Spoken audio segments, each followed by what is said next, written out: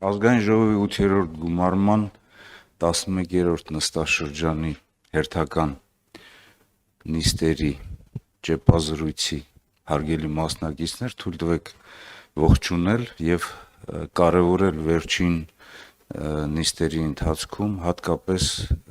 կառավարության 2021-26 թվականների ծրագրի 2025 թվականի արդյունքների զեկույցը եւ քանի որ դա վերջին զեկույցն է այս կառավարության եւ տալ որոշակի գնահատական այն առումով, որ նախ այս զեկույցը ոչ միայն հակասում է 21-26 թվականի ծրագրին, դրա մասին մենք բազմիցս անգամ խոսել ենք, այն առումով, որ այս իշխանությունները իրենց ծրագրային եւ նաեւ գործունեության սկզբնական ժամանակահատվածում Արցախի ինքնորոշման եւ հետագայում նաեւ դեօկուպացիայի պատերազմից հետո դեօկուպացիայի կողմնակիցներն էին, բայց արել են ուղիղ հակառակը, երեկ ես նաեւ դրա մասին ասացի, ազգային անվտանգության ռազմավարության 425 կետի համաձայն իրենք պետք է ամեն ինչ անեին, որ Արցախի հայ ժողովրդի բռնագաղթեցումը կանխեցին, բայց կատարվեց ուղիղ հակառակը, բայց նաեւ այն, որ ծրագրային շատ դրույթներ վերաբերվող տարբեր ոլորտների, որի մասին իմ գործընկերները խոսել են, չի իրականացվել։ Այս իշխանությունները խաղաղության օրակարգով եկան իշխանության, բայց կատարեցին ուղիղ հակառակը իրենց իրարամերժ գործողություններով, նրանք կարելի ասել ուղղակի տապալեցին բանակցային գործընթացը, երկիրը ներքաշվեց պատերազմի եւ պատերազմի ընթացքում մենք ունեցանք պարտություններ ոչ միայն Արցախում, այլ նաեւ ադրբեջանցիները ավելի արագ հայտնվեցին մեր սահմանամերձ բնակավայրերում, մեր սահմաններում, ուղղակի զբաղեցրեցին մեր ռազմավարական կարևոր կետերը եւ դրանք այսօր հիմա հիմք են հանդիսանում, որպեսզի բանակցային գործընթացում իրենք ունենան առավելություններ։ Ոչինչ չարվեց Արցախի շրջափակումը եւ նաեւ Արցախի հայաթափումը կանխելու համար, ոչ միայն նրանով, որ իրենք Արցախը արդեն ճանաչել էին Պրագայում Ադրբեջանի կազմում որպես տարածքային ամբողջականություն, այլ նաեւ իրենց կրավորական կեցվածքով, նաեւ իրենց խոսույթով, որ Արցախի խաղաղ բնակչությանը ոչ մի սպառնալիք չկա, չնայած նրան, որ Ադրբեջանը ճակերտներով ասած հակաահաբեկչական գործողություններով նաեւ ուղղակի ազդում էր խաղաղ բնակչությանը, ուղղակի նաեւ կորուստներ են ունեցել խաղաղ բնակչության կազմում։ Այսօր մենք ունենք հետեւյալը, որ հայ ժողովրդի նորագույն պատմության ընթացքում մեր առողջ միասնական երիտասարդ եւ զարգացող մարմինը ուղղակի անդամահատված է եւ հաշմված վիճակում, որքան էլ ժամանակակից տեխնոլոգիաների ինչ որ քայլերի միջոցով փորձենք մենք լրացնենք ամեն ինչ եւ փորձենք մարմնի մի մասը այսպես վերակազմավորենք, բայց այնուամենայնիվ այդ մարմինը մնում է հաշմված, ես նկատի ունեմ Հայաստանի եւ Արցախի նախկին ամբողջական ինտեգրված իրականությունը։ Այլ բան է հայրենիքի համար անդամահատում ունենալ, հաշմված լինել, դա նույնիսկ պատիվ է, բայց այլ բան է, երբ որ այդ հաշմվածությունը իր ազդեցությունն է ունենում ուղեղի ուրեմն գաղափարապես, հոգեպես հաշմված լինելու։ Դա ինչու եմ ես դա ասում, որովհետև մեր իրականությունը թույլ է տալիս ասելու, որ մենք այսօր գործ ունենք հենց հաշմված տրամաբանությամբ իշխանությունների, որոնք որ բերել են մեր երկրի, մեր ընդհանուր մարմնի շարունակական անկման, նսեմացման վիճակի։ Կարծում եմ, որ առաջիկա խորհրդարանական ընտրություններում մեր ժողովրդի գիտակից մասը, կարելի ասել նաև ժողովրդի մեծ մասը այս ամենը գիտակցում է եւ սրա դեմը պետք է առնել, որովհետեւ թույլ չտալով, որպեսզի Նիկոլ Փաշինյանի իշխանությունը 2026 թվականի նորից վերարտադրվի եւ նաեւ տանի մեր երկրի շարունակական անկման, սա նաեւ ազգային արժանապատվության վերականգնման խնդիր է։ Այսքանը որպես նախաբան եւ պատրաստ եմ պատասխանել հարցերի։ Երկու հեռուստաընկերություն խնդրեմ։ Պարոն Օհանյան, երեք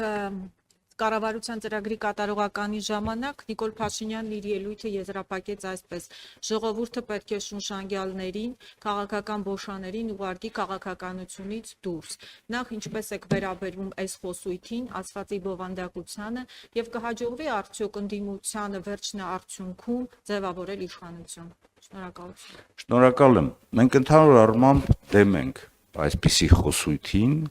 փողոցային տրամաբանությամբ գործողություններին եւ նաեւ փողոցային բառապաշարին եւ կարծում եմ, որ այստեղ պետք է ամրագրել, որ վերջին 7 տարիների ընթացքում այդ բառապաշարով առաջին հերթին խոսել է հենց անձամբ Նիկոլ Փաշինյանը եւ իր որոշ գործընկերներ, չնայած նրանով բազմաթիվ անգամ խոսելով քաղաքակրթությունից, բարեկրթությունից, ինքը նաև խախտել է իր այդ բարեկրթության երդման այդ պահը։ Բայց միևնույն ժամանակ մենք նաև դատապարտում ենք յուրաքանչյուր ոչ հարիր խոսք, որը ուղղված է նաև մեր ժողովրդին։ Եթե նույնիսկ կան մարդիկ, որոնք որ այդպիսի տրամաբանությամբ են խոսում, ես գտնում եմ, որ երկրի ղեկավարը պետք է վեր կանգնի այդ ամեն ինչից եւ երկրի ղեկավարը պետք է բացառի այդպիսի խոսույթ, ինքը դատապարտելով, բայց միևնույն ժամանակ չպետք է կրկնի։ Մեր երկրի ղեկավարը Նիկոլ Փաշինյանը ընդհակառակն է իրականացնում այդ փողոցային բառապաշարով ինքը ապացուցում է եւ փաստում է այն, որ մենք երբևիցե մեր նորագույն պատմության ընթացքում չենք ունեցել իշխանություն, չենք ունեցել ղեկավարներ, որոնք որ այդպիսի բառապաշարով են խոսել։ Ինչ վերաբերում է ընտրություններին, ես կարծում եմ, որ այս ընտրություններում ձևավորված է երկու ճակատ, առաջի ճակատում դա իշխանություններն են, երկրորդ ճակատը դա ընդդիմությունն է եւ ընդդիմության ճակատում կան մի քանի դաշինքներ, կան մի քանի բևեռներ, ամեն ինչ պետք է անեն եւ երբ որ մենք վերլուծում ենք, նախ եւ առաջ սոցհարցումները ցույց են տալիս, որ այս իշխանությունների ուղղակի ռեյտինգը իջել է եւ իջնում է, որովհետեւ յուրաքանչյուր նաեւ 3 ազգային ժողովի վերջին իր խոսքի ընթացքում Նիկոլ Փաշինյանը եւս անգամ իր ռեյտինգին ինքը հարվածում է նրանով, որ երկրի ղեկավարը չպետք է այդպիսի փողոցային տրամաբանությամբ շփվի եւ падգամավորների եւ նաեւ մեր ժողովրդի հետ եւ այդ համախմբումը գոնե այն առումով, որ այսօրվա իշխանությունների վերարտադրությունը չպետք է թույլ տալ եւ նաեւ հետագայում նրա հետ չպետք է կոալիցիա կազմել, միանշանակ ընդունելի է եւ կարծում եմ, որ հաջողություններ լինելու են։ Մենք ամեն ինչ անելու ենք, որպեսզի ընդդիմության կողմից լինեն հաջողություններ եւ այս իշխանությունների վերարտադրությունը չլինի։ Սիվիկ Շնորհակալություն, պարոն Օհանյան, ձեր խոսքում անդրադարձակ հպանցիկ Ղարաբաղյան խնդրի կարգավորման քրոնոլոգիային, բայց չգիտես ինչու 18-ից սկսած եւ արձանագրեցիք, որ բանակցային process-ը տապալեց կառավարող ուժի Նիկոլ Փաշինյանը եւ տեղի ունեցավ 44-օրյա պատերազմ։ Պարոն Օհանյան, հրաշալի առիթ է ընձեռվել, որպեսզի ձեզ որպես 2016 թվականի պաշտպանության նախարարի պաշտոնը զբաղեցրած անձի տամ այս հարցը։ Խնդրում եմ ասեք, պարոն Օհանյան, 2016 թվականի Գարորյա պատերազմը ինչի պատճառ էր, ով տապալեց բանակցային գործընթացը, Սերժ Սարգսյանը տապալեց, Ալիևը տապալեց, դուք պաշտպանության նախարար եք եղել եւ վստահ եմ քաջատեղյակ եք եղել նաեւ բանակցային խոհանոցում տեղի ունեցող մանրամասներին եւ երկրորդ հարցեր թույլտվությամբ ձեր քիչ առաջ հնչած խոսքից տպավորություն ստեղծվեց, որ դա ձեր կարծեք հրաժեշտի խոսքն է ուղված ձեր ընտրողներին։ Ուզում եմ հարցնել պարոն Օհանյան, դուք արդյոք քանի որ չեք ընդգրկվել Հայաստան դաշինքի ընտրական ցուցակում, դադարեցնելու եք ձեր քաղաքական գործունեությունը եւ հեռանալու եք քաղաքականությունից, թե շարունակելու եք մնալ, գուցե այլ կուսակցություն ձևավորեք եւ ձեր աջակցությունը այսօր ընդդիմադիր որ բևեռին եք հայտնելու Բարգավաճ Հայաստանին, Ուժեղ Հայաստանին, թե Հայաստան դաշինքին, նկատեմ, որ ձեր թիմակիցներից մեկը Տիկին Էլինար Վարդանյանը 2017 թվականին օրո դաշինքում էր ձեր ձևավորած եւ այժմ հանգրվանել է Բարգավաճ Հայաստան կուսակցության ընտրական ցուցակում։ Շնորհակալություն։ Շնորհակալություն։ Երևի սկսեմ վերջից, ես մի քանի անգամ ասել եմ դրա մասին եւ կարծում եմ, որ այսօր ձևավորվող քաղաքական դաշտում ընդդիմադիր դաշտում ձևավորող նոր դաշինքը, Հայաստան դաշինքը իր մեջ պարունակում է ոչ միայն նախկին դաշինքի ղեկավարի աջակից ուժերը, անհատները եւ ոչ միայն հայ հեղափոխական դաշնակցությունը, այլ նաեւ նոր կուսակցություն, առաջ կուսակցությունը Սևակ Խաչատրյանի գլխավորությամբ եւ քանի որ դաշինքի քաղաքական ուժերը որոշակի թարմացում են ապրում, պարունակում, կարծում եմ, որ նաև թարմացում պետք է լինի ընդհանուր առմամբ նախընտրական ծրագրերում եւ նաև նախընտրական ցուցակներում։ Որոշումը իմն է, որ չմասնակցել եւ չլինել ցուցակում, բայց քանի որ թարմացված դաշինքի մեջ նաև պետք է լինի որոշակի թարմացում, ես ինձ տեսնում եմ դաշինքի կազմում Ռոբերտ Քոչարյանի գլխավորությամբ հայ հեղափոխական դաշնակցության առաջ կուսակցության հետ միասին պայքարը շարունակել, իրենց հետ եմ ես լինելու եւ իմ պայքարը շարունակելու եմ գաղափարական թե նաև գործողությունների մնացած բոլոր հարթակներում, աջակցելով իմ գործընկերներին եւ ազգային ժողովում եւ նաեւ մնացած բոլոր հարթակներում, եթե հնարավորություն լինի գործադիրում եւ մնացած նաեւ անկախ մարմիններում։ Ես դաշինքի կազմում եմ եւ դաշինքի հետ եմ լինելու, ընդդիմադիր դաշտի ընդհանուր հաջողությունները նաև մեր հաջողություններն են լինելու, ինչ վերաբերում է մեր падգամավորներին, որոնք որ ընդգրկված են այս կամ այն ուժերի հետ միասին, դա կապված է առաջին հերթին երևի թե մասնագիտական այսօրվա գործունեության շրջանակներում աջակցությանը տվյալ ուժերին եւ նաեւ նախկին համատեղ կուսակցական, խորհրդարանական գործողություններին, որտեղ որ ես այդ ամեն ինչը նորմալ եմ տեսնում։ Ինչ վերաբերում է 2016 թվականին, 2016 թվականի հիմնական տապալողը դա Ադրբեջանն էր։ Գիտեք, որ բանակցային գործընթացը դյուրին գործընթաց չէ, որովհետև պայմանավորվածությունները նույնիսկ հասարակ երկու մարդու հետ, երբ որ լինում է հակամարտություն, լինում է կոնֆլիկտ, շատ երկարատև են տևում, մանավանդ որ միջազգային հակամարտությունների լուծման պրակտիկան ցույց է տալիս, որ երկարատև process է, ինչ վերաբերում է Արցախի հակամարտության խնդրին, Հայաստանի Հանրապետության բոլոր իշխանությունները, Արցախի բոլոր իշխանությունները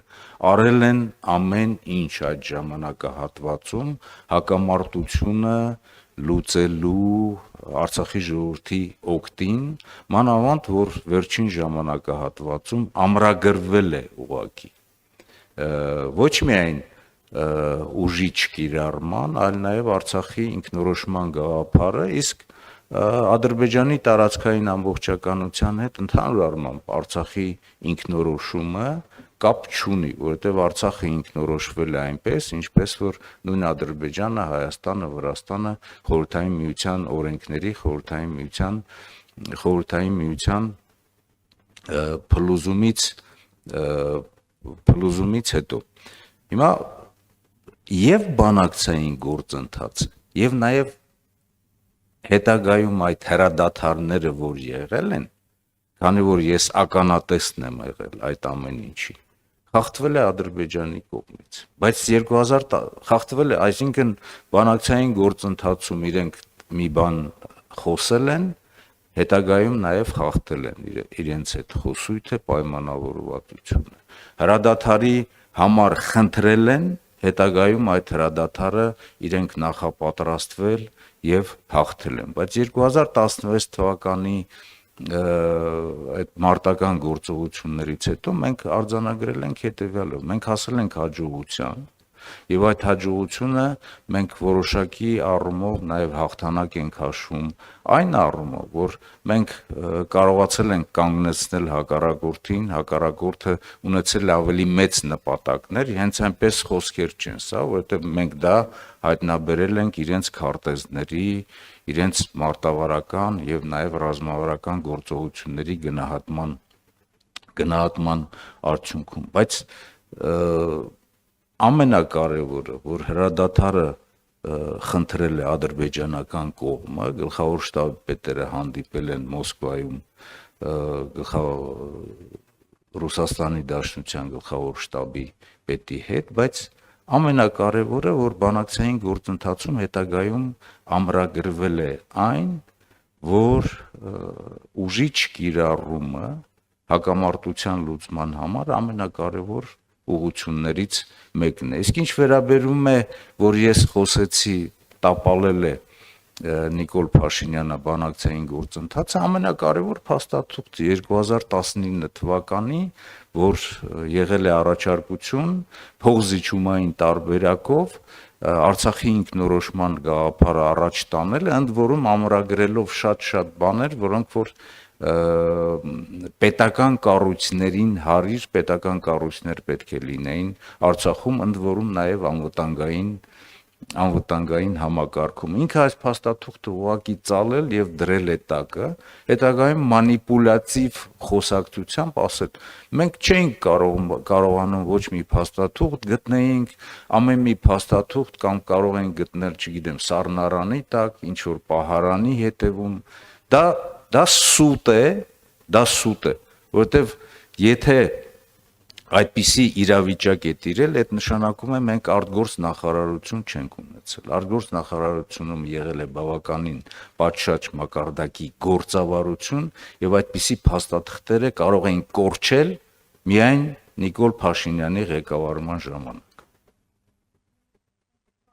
Պարոն Օհանյան, դուք այնուամենայնիվ չպատասխանեցիք իմ շատ կոնկրետ հարցին։ Ինչու տեղի ունեցավ 16 թվականի քարոզիա պատերազմը։ Պատճառը, գլխավոր պատճառը ո՞րն էր։ Հաճախ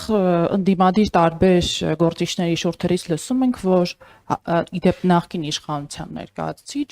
որ Ադրբեջանը բանակցային process-ում ապակառուցողական էր, նա էր վիժեցնում բոլոր պայմանավորվածությունները եւ այլն։ Բայց ստացվում է, որ Ադրբեջանն այդ ապակառուցողական Ադրբեջանը 2018 թվականից հետո դարձավ կառուցողական, բանակցային գործընթացը չվիժեցնող եւ ապակառուցողական կողմը փաստորեն դարձավ Հայաստանը։ Շնորհակալություն։ Ես ասացի, որ հիմնական խախտողը դա Ադրբեջանն է եւ բոլոր ժամանակահատվածներում Ադրբեջանն է խախտել այդ գործընթացը։ Ինչ? Այդ թվում նաեւ 20 թվականին, բայց 20 թվականի համար հիմա 16 թվականին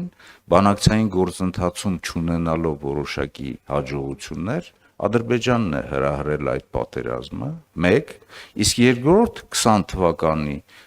պատերազմը բանակցային գործընթացի ուղղակի խաթարման եւ նաեւ Տավուշյան գործողություններից հետո որոշակի հրահրման արդյունք է։ Պարտությունից հետո մեր ղեկավարությունը, ճակերտներով ղեկավարությունը այսօր գտնում են պարտադրանքի ներքո, գտնում են ճնշումների ներքո եւ այսօր մենք այնպիսի իրավիճակում ենք, երբ որ եթե հասարակ դատավարական process-ի բովանդակությամբ ես բնութագրելու լինեմ, փոխվել են մեղադրյալի եւ մեղադրողի վիճակը, մենք փոխանակ մեղադրող լինենք Ադրբեջանին որպես հանցագործի, մենք այսօր հայտնվել ենք մեղադրյալի վիճակում եւ առանց պաշտպանի, որովհետեւ մենք հրաժարվել ենք բոլոր մեր պահանջներից, մեր շահերից բխող բոլոր գործողություններից, որ այսօր տեղի են ունենում հայ-ադրբեջանական, այսպես հակամարտության եւ ճակերտներով ասած, այսպես խաղաղության գործընթացի շրջանակներում։ Պարոն Օհանյան, մեր ժամանակը սպառվեց, Խնդրեմ։ Շնորհակալ եմ։